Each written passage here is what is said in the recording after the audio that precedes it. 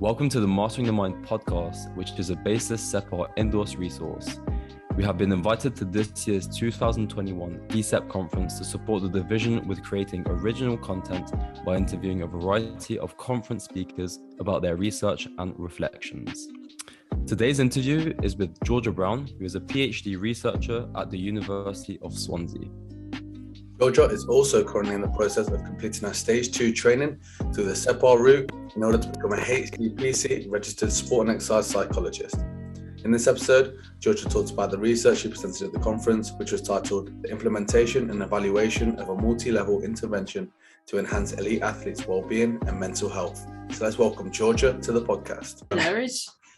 We like to start our podcast with, the listeners getting to know you a little bit. So talk us through your journey, job roles, what you was like as a student, what were you studying and things like that. Okay, yeah. So I got my journey back in 2013.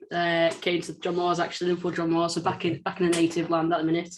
I started, actually, I dropped out the first time. Dropped out, had a year out, thought, let's go back, chill out. Got a part-time job, but then I came back in 2014 and did my 3 years undergrad here. Did apply sports psychology, and then did a master's sports psychology the year after as well. Not really knowing where I wanted to go in that sense. Do we go kind of applied work, do we go research? So that kind of took off for a year, disappeared. So disappeared. I worked in Debenhams Cafe for in the city centre. Took some, and a PhD came up at Swansea University, looking at elite athletes' mental health. And it was just kind of like perfect one kind of thing, what came up. Luckily, I was thankful enough to get it done, which was down with Dr. Denise Hill and Professor Camilla Knight. Some brilliant researchers down there. So that was really good. It was really nice to be down there. And then obviously started that in July 2019. Obviously came into the COVID pandemic. Doing a PhD was a different one. Yeah. I'm a very applied person, likes to be in the environment, chilling out kind of thing. But having to sit at a desk and actually learning was a bit of a different one on that end. So kind of come through that, though, came through it into this final year where we've kind of presented an intervention today actually about how we can enhance athletes' wellbeing and mental health. So been working closely with a couple of national government bodies to get that over the line. That's the short and crude journey of it all, but got there in the end, and come hopefully next July, hopefully I'll be done, let's say. Don't hold me to that now. Fingers crossed. Don't want this replaying at July 2022, and then I'm not done. Okay, let's talk real. What is it like doing a PhD? Is it hell? Because I'm seeing on Twitter a lot of, You know what? When I first started out in 2019, it was brilliant because I'm very applied, like like talking to people, like chatting with people. So I was always in the environment, starting to get really embedded with some national governing bodies, and I love that part of it. Traveling, it was tiring but good, and obviously then had to go on to actually writing and doing the theory side of it all, and doing that from a desk at home. But it's been brutal. It's been brutal. There's been times where you kind of like, what am I doing? Let's just quit. But there's obviously you get through that with like a great bunch of people around you, supervisors, your PhD students who you also like work closely with, and your mates at home as well, just somehow crawl you through. And it's second year blues, I think, is the term for it. In the second year it's tough. I think because the first year you kind of go in, you're excited, and the second year you kind of like, oh my god, what haven't I done in a sense? And it all kind of comes into fruition in a sense, and then third year you kind of start coming out that other end and really pushing towards the end line. It can be hell at times. I think it's just making sure I'm very sociable, so it's making sure that I've got the right people around me and going out. So we create like a Friday night drinks club, etc., just to let everyone de-stress at the end of the week. And I think that's important if you are doing a PhD, just to make sure you've got lots of right support around you. It's similar to the SEPAR journeys, prof doc journeys, everything like that, just having the right people around you. Yeah, for sure. One thing I was going to ask about the PhD, I'm interested in this. How have you found the balance between, obviously money's a big thing. How have you found the balance between earning money as well as doing that? Yeah, it's tough. It is tough. I was lucky enough to have a stipend whilst doing my PhD. Obviously pulls you through, pays you rent, etc. So, but you obviously want to go and enjoy the brighter stars of light in a sense. we luckily at Swansea, and I don't know if many other universities do this, we have like a teaching assistant kind of thing role. So we get a nice bit of hours a week to really help lecturers and stuff, which is really nice. So that's kind of put time me over as well. But then through doing my research, I've made some contacts, made some networks. I've actually decided to go onto my SEPAR journey to start that side of it as well. And luckily I've managed to get a couple of roles what have been paid. Yeah. That haven't been paid from the start. In a sense, it's a lot of a year and a bit trying to build those relationships, and then something came up. So I get so many hours a month with those, but obviously then you start paying me SEPAR and that money just disappears anyway. Yeah, I know. So there has been times where I even said this to my supervisor the day. November was a horrible month. Like everything just seemed to fall in November. Money coming out. Obviously paying for conferences and stuff like that. I was lucky enough that I could get that through a supervisor who put that through for me. But otherwise, I don't know how I'd pay for it. Yeah. That's just stress me out. That's the reason why I'm sort of reluctant. What does your week look like on a PhD? Like, how much time have you got available to do work? Yeah. Actual like paid work. Yeah, so I'm lucky enough that I do. So one I'm working with a recruit team down in South Wales. So we do like a workshop, one workshop a week, and then we do some one-to-one work with the players on a Sunday. So lucky enough, really, it's been brilliant really to kind of pay me while I'm observing and coming embedded in that environment, which I don't think you get a lot, to be honest. So that's been brilliant. So I'm average around 6 hours with them. And then we've been averaging around 10 hours with the teaching assistant as well. Okay. So with that, for me, it's just trying to organise your time so much. Like for me, I'm a person who, I'm an early riser. Okay. I'm not a late owl. I'm an early riser. I need to get up and get on with stuff. So it's just trying to find time where you can eat into those hours. Okay, so like a lot of it, I've travelled to Cardiff and stuff. So making sure I'm getting down to Cardiff a lot earlier to get stuff done, then do the applied work.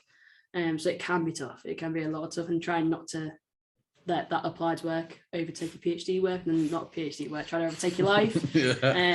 So if anyone's got the golden ticket to understand actually how to achieve that, then please pass it on. But I think it's just trying to just have those right connections around you. And as I said, like it's been nearly 3 years in the making these connections. I didn't get them like that at all. So I think for me, it's just trying to balance my time right. I still don't really do it that well. It's something you're always trying to perfect, but I'm so bad at it as well.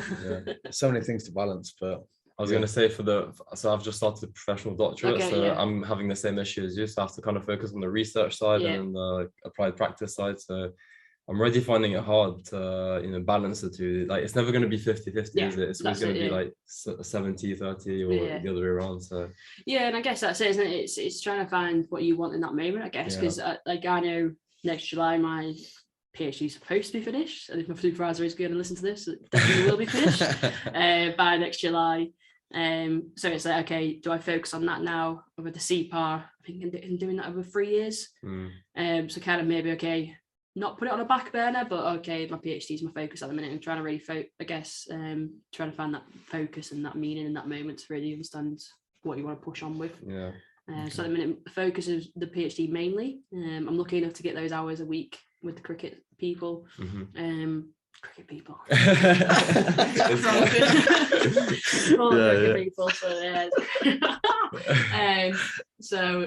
just trying to really push that. I'm kind of just trying to manage that, and I'd love more hours. I'd love to do more applied work hours, but I've been lucky enough with the research I've been doing, it's quite applied, so I kind of get it that way as well. That kind of fill the void a little bit. All right, well, let's get back to your research because that's the reason why you're here. But that'll be really valuable to our listeners, because we have a lot of students who listen. Good. So perfect. So your research you presented at the conference, the title of the research is The Implementation and Evaluation of a Multi-Level Intervention to Enhance Elite Athletes' Wellbeing and Mental Health. So what led you to do that research? What was the motivation behind it? So back in 2019, I'd done my master's in 2018. God, so many years go around your head now. And I'd actually focused on I don't know if many people know, but the £1 Million game in rugby league.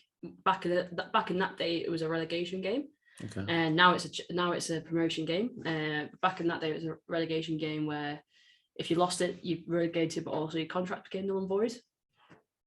So for me, I was kind of interested in that game. I was interested in going into that research, And that opened my eyes to mental health and rugby league players. I think rugby league are ahead of the game in so many ways with mental health stuff. How open they were talking about mental health, and it's almost like, why am I not like open to talking about mental health and understanding this a little bit more, and understanding how rugby league are doing it and progressing that way? Can we do it in other ways? And I think I've kind of realised I wanted to go into mental health and wellbeing that way. And then this PhD came up, and when stuff just stars align, it kind of like, okay, this is aligned. Managed to get onto this PhD, and we started, obviously 2019, we started to research, and we really underpinned it by Brenner's bioecological model, which it kind of looks at, okay, what individual factors in their immediate environment and like their ecosystem, which is the sporting environment, and then the culture, what kind of was impacting them. So all these different levels, understanding different factors at different levels, and how we actually can't just target individuals, need to target sporting environments as well. So that kind of going through that, I think actually that came from Rosemary Purcell's work in 2019, and colleagues really called for ecological like systems work with mental health. And that really pushed me into that way, and I really got into it and really got down into the model and stuff like that, and really started to understand it a little bit more and how much we did need to do multi-level interventions. And then that's where it led on to the intervention now, which is obviously just still evaluated at the minute, still ongoing, which led to some environment recommendations for the national government bodies of working with, but also targeting individuals in athletes, for example, their mental health literacy, their knowledge, their stigma, but also people in their immediate environment, so like coaches, CEOs, other athletes and their knowledge as well, trying to improve it. So create that confidence a little bit, just create that confidence to seek help, create confidence to have those conversations, to start those things. So that's where it really came from. It was underpinned by all that, and it's kind of come to fruition. Is that even the word? Fruition. Is it fruition? Yeah, definitely. I can never speak any good English, so certainly that one. So that's come through that way, and it's now, as I say, just being evaluated as we speak. So yeah. That's similar to sort of my interest, like you talked about rugby there, but my mental health interest was about deselection in academy football. Because like my friends growing up, they were in Leicester Academy, and then to watch them get released and sort of where they are now, it's quite sad to see, like the identity crisis and things like that. So yeah, it's really, really interesting. Which leads into the next question, which was what are the main reasons why elite athletes are quite susceptible to negative psychological health and well-being? Yeah, there's obviously everyone in the population we all have our own stresses. So we all have, but then athletes obviously have a lot more unique stresses. They face unique stresses, such as, as you say, deselection, not fear of deselection, competition stresses, organizational stresses. So they have so many stresses that they can affect them. But also stigma is still around in sport. I think it's still around in the culture of the UK, of the world, but that need to portray mental toughness, in a sense of like, I need to be mentally tough, and if I'm mentally tough, that means actually I can't seek support for my mental health. So I think that's where it comes from. It's starting to slowly dissolve a little bit, which is good. I don't know if that's a bit of the COVID pandemic has maybe brought that in, maybe where we have started to talk a lot more openly about mental health. You see a lot of ex-players going through the 2020 Olympics where we had real life situations where actually people were talking about their mental health in that moment, rather than just retired people who were like talking retrospectively. So I think that's really where it comes from, in the sense that kind of, they have unique stresses, but also this kind of stigma and, do I speak up? Do I not speak up? Kind of thing, cause of deselection and stuff like that. One thing about deselection, I'd love to get your knowledge about it. One thing I got told is, obviously, it's all well and good offering the services of sports psychology within the club that actually release them, but do they want to go back to that club that have just caused this trauma in their life and get support when they don't even want to go back there? So maybe when I was at Loughborough, the guy who was supervising me, he said potentially like a outside source, being referred to like a consultant, like a third party. That's not like really a third involved. party. That's the word. I think that's a good point to raise. Like, I think that is it, because we do try, and especially transitions out of sport, you're trying to really promote that and develop strategies for them to transition out of sport. But again, if that almost that source of support is gone when they get deselected and you can't work with them anymore, they don't want to work with you. I think definitely a third party source, and I think that's great for like stuff like this where you can network and chat to people and have those connections. Like, I can't work with you anymore, but I've got a good connection who does some of the work. I think that's so important. Like, we need that kind of more collaboration in a sense to really help those athletes coming out with sport. Definitely. And even for like the sports psychologists working in the club, like, it's good to create a strong relationship with them. So like at the point where it doesn't even matter if you're linked, like if the sports psychologist isn't linked to the club anymore, it's like you just see them as a person you can rely and trust. So that could be another strategy as well for someone working. Have you found that? Do you integrate yourself within the club, like you're working for the club, or is it more external? It's difficult to find. It's difficult because obviously I'm trying to think of it from two ways, of kind of research way and then the applied side. So the research way, I kind of tried to integrate myself to kind of be an observer in a sense, but they knew I was there, they knew I was being around and what I was doing.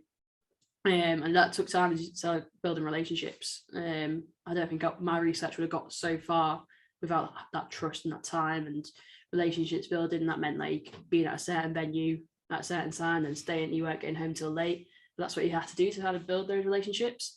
On my applied side, it's very similar. I think I have very similar values to that. It's kind of, I will take time to build relationships. I was lucky enough in a sense that I was doing that through my research to then go into the applied stuff. I think in my cricket teams now that I'm very integrated, which is brilliant.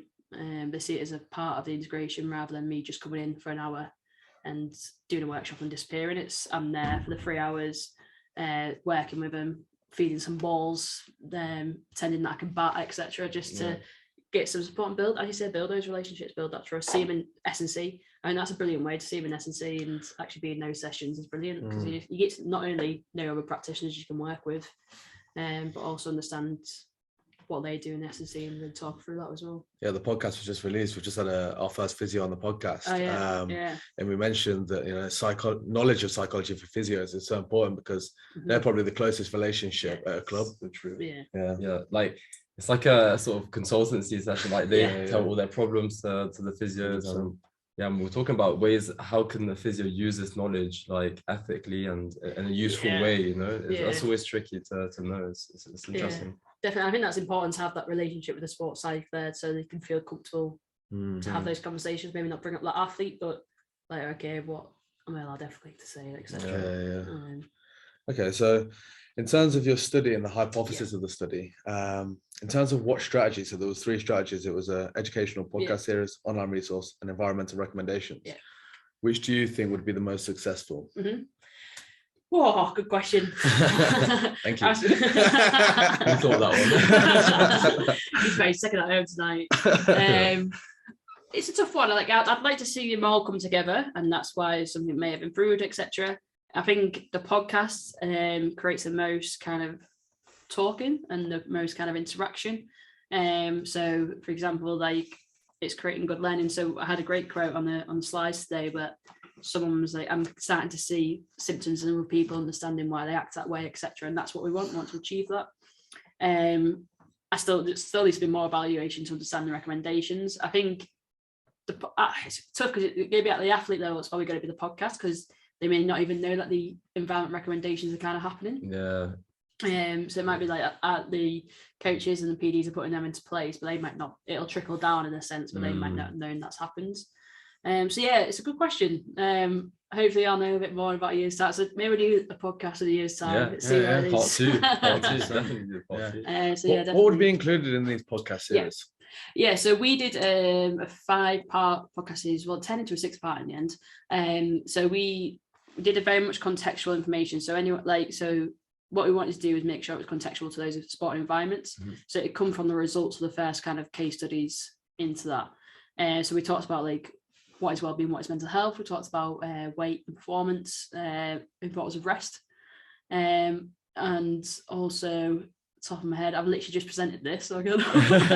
It's fine. So stuff like that, because we're thinking of making content around like those sort of topics and on like a YouTube channel or something. So it could definitely bring value to our. Definitely, go see athlete information, like go see what they want, see what they want out of it, etc. That's definitely something what's resonated to me, is that it's being contextual to these environments. Like if this shows some benefits, then maybe other people can take that and alter it to their environments, etc. But take that kind of multi-level way forward.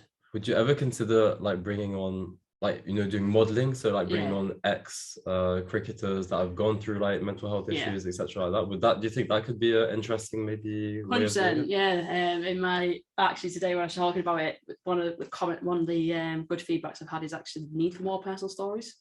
So we were lucky to have a lot of sports science practitioners, and they're brilliant and wonderful people that I couldn't have done this podcast with.